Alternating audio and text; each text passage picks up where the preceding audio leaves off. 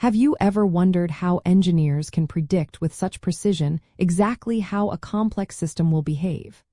Whether it is a drone stabilizing itself in the wind or an automated factory are making a perfect weld, there is a fundamental mathematical secret behind understanding a system's dynamic personality. This secret lies in poles and zeros.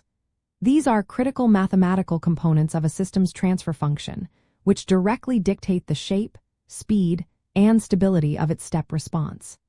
Simply put, poles primarily control the transient behavior and overall stability, while zeros influence the initial amplitude and introduce specific nuances like undershoot or overshoot. Let us break down why. Poles are specific values in the complex S-plane. Their location tells us a great deal.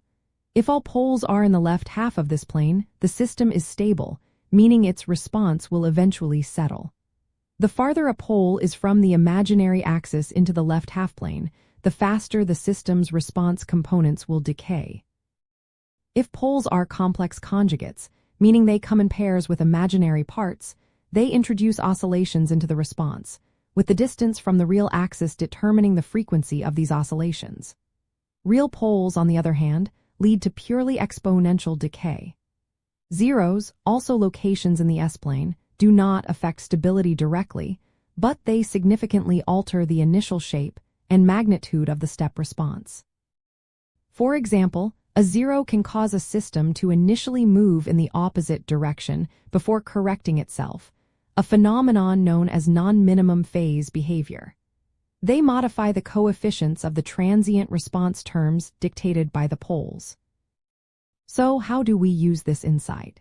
By analyzing the pole-zero map, engineers can precisely predict a system's transient response characteristics without ever needing to build a physical prototype. This allows for informed design choices to meet performance specifications like desired rise time, settling time, and maximum overshoot. We can strategically add or remove components to shift pole and zero locations, thereby tailoring the system's behavior. A powerful concept here is the idea of dominant poles.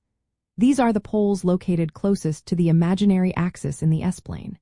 They are called dominant because their transient responses decay the slowest, and thus they have the most significant impact on the overall system response, especially the settling time. This allows us to often simplify complex higher-order systems into lower-order approximations for easier analysis. Furthermore, understanding the impact of a right half-plane zero, which causes that peculiar initial wrong-way response, is crucial for designing systems where such behavior could be detrimental. It is a subtle but vital distinction. Ultimately, poles and zeros provide the fundamental language for understanding and manipulating the dynamic behavior of systems. By mastering their influence, engineers gain the profound ability to diagnose problems, predict performance, and precisely engineer control systems that are not only stable but also robust, efficient, and perform exactly as intended. It is truly the bedrock of system analysis and design.